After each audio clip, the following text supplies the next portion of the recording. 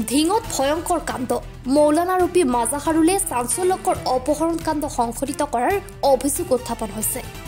ধিঙৰ কান্দুলিমাৰীত এগৰাকী ৭০ বছৰীয়া বৃদ্ধক ঘৰৰ পৰা অপহৰণ কৰা ঘটনা এতিয়া চাঞ্চল্যকৰ পৰিৱেশৰ সৃষ্টি কৰিছে অঞ্চলটোত। মাটিবাৰী কেন্দ্ৰিক সংঘাতৰ বাবে এই ভয়ংকৰ ঘটনা সংঘটিত কৰাৰ গুৰুতৰ অভিযোগ উত্থাপন হৈছে। একেখন পৰিয়ালৰে মৌলানা ৰূপী মাজাহাৰুল ইছলামে এটি দুৰ্বৃত্তৰ দল লগত লৈ নিশা ৩ বজাত ঘৰৰ দৰ্জা ভাঙি বৃদ্ধ মহিলাক মাৰধৰ কৰি ৭০ বছৰীয়া মোজাম্মিল হুছেইন নামৰ এগৰাকী বৃদ্ধক অপহৰণ কৰি লৈ যোৱাৰ গুৰুতৰ অভিযোগ উত্থাপিত হৈছে। মোজাম্মিল হুছেইনৰ পত্নী হাজিৰা খাতুনক ঘৰৰ ভিতৰত আক্ৰমণ কৰি চকুৰ সন্মুখতে চুচুৰাই অপহৰণ কৰি লৈ যায় স্বামী মোজাম্মিল হুছেইনক। মৌলানা ৰূপী মাজাহাৰুলে এই ঘটনা সংঘটিত কৰাৰ অভিযোগ উত্থাপন হৈছে।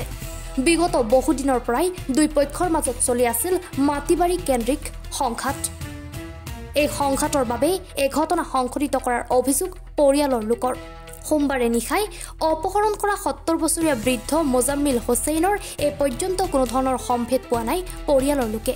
সমগ্ৰ ঘটনা সন্দৰ্ভত ইতিমধ্যে মোজাম্মিল হুছেইনৰ পত্নী হাজিৰা খাতুনে ধিং আৰক্ষী থানাত দাখিল কৰিছে এজাহাৰ। আৰু এই এজাহাৰৰ ভিত্তিতে ধিং আৰক্ষীয়ে মোজাম্মিল হুছেইনক বিচাৰি অব্যাহত ৰাখিছে ব্যাপক অভিযান। ইফালে মোজাম্মিল হুছেইনক অপহৰণ কৰি নিয়া অপহৰণকাৰী তথা মৌলানা ৰূপী মাজাহাৰুলৰ সন্ধানত ধিং আৰক্ষীয়ে অব্যাহত ৰাখিছে ব্যাপক অভিযান।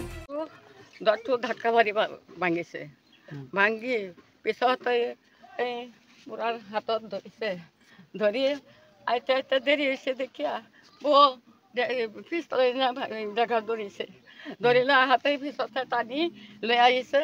আর মাইকে দুই মাইকেজনী আমার গারো ধরিয়া নিয়ে আমার নাম আছে, আমার পাশে লাঠি মারছে, তলপেটত লাঠি মারছে।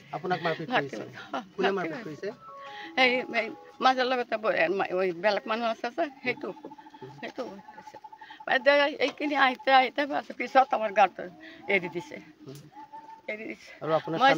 মই চিকাৰ দুকাৰ পাৰি আছো, এইবিলাক মানুহক হাৰ পোৱা নাই। সেই দক্ষিণ পাই চাই ডাকি আছো, মানুহক হাৰ পাই আছে। কেতিয়া হৈছিল ঘটনা? এইটো লগতে মাইকী দুটা এইটো বাঢ়িছে, বাঢ়িয়া আছে কি হ'ল কি হ'ল বোলে আৰু বাহিৰ খাতিৰে বাহিৰে ধৰি দিছে কা আপোনাৰ সন্মুখৰ পৰা ধৰি লৈ গ'ল। কেতিয়া হৈছিল ঘটনাটো? এইবেলা তাৰা আইছে যে বোলা ইয়ালা এই ৰাতি ঘটনা মাজ নি 3টা 20 আপোনালোকে এজাহাৰ দাখিল কৰিছে? কৰিছো। কোন কোন আছিলে আপুনি চিনাক্তকৰণ কৰিব পাৰিছে না? ৰাতি মাজে আছে, মাজে লগে একটা বেটা জেসমিন আৰ মাজে বউ। কি কি আছিল নাম কেইটা কওকচোন পুনৰবাৰ। মাজাহাৰুল আৰু আৰু লগত সেইটো মই চিনি নাপাওঁ, মুক্ত বান্দা। কেইজন আছিলে দল? 2জন বেড়া মানুহ 2জন। আর পাঁচতকে আর এনেকে আছে নাকি সেইটো কইতারি না। আৰু মাইকী মানুহো আছিলে? 2টা। এজনকহে চিনি পাইছে আপুনি? দুজনেই মোক ধৰিছে। এজাহাৰ দাখিল কৰিছে? আৰক্ষী আহিছিলে? পুলিচ আহিছিলে? না পুলিচ আহা নাই। আমার ওই মাটিবাড়ি কাজিয়া কেসকাল চলি আছে, চলি থাকোতে আমার দেউতা আমার মা ঘৰত আছিলে। থাকাৰ পিছত ইহঁতে মানুহ লৈ কিনি মাকে মাৰিছে, বাবা ঘৰৰ পৰা ওলাই লৈ গৈছে। এনেকৈ এনেকৈ কৰিছে। আৰু খুৱাই আৰু আমাৰ বাইক আছে, বাইক মানে আগত আৰু কোব চুপ দিছে, সেইটো কেছ চলি আছে। চলি থকাৰ পিছত সিহঁতে কোনোবা কেছ কৰি কোনোবা নেপায় আমাৰ দেউতাক উঠাই লৈ গৈছে ৰাতি 3টা বজাত লৈ গৈছে। কোনে উঠাই লৈ গৈছে? মাজাৰুল লৈ গৈছে। কোনে কোনে? মাজাৰুল আৰু মাজাৰুল ভনীয়েক আছে, বহিন আছে, 3টা আৰু এটা বেলেগ মানুহ আছে কালা কাপোৰ দিয়ে মুখটো বান্ধা আছিলে, সেইটো চিনি পোৱা নাই। এনেকৈ কৰি আমাৰ দেউতা এতিয়া নাই, খোজ খবৰ কিবা পোৱা নাই। এতিয়া পোৱা নাই কাৰণে আমাৰ সেই মানুহকেইটা আমাৰ লাগে, সেইটো আপোনাৰ কাছে আমি চাইছোঁ। আপোনালোকৰ ঘৰৰ পৰা আহি পেলাই উঠাই লৈ গৈছে? ইয়াতে আছিলে,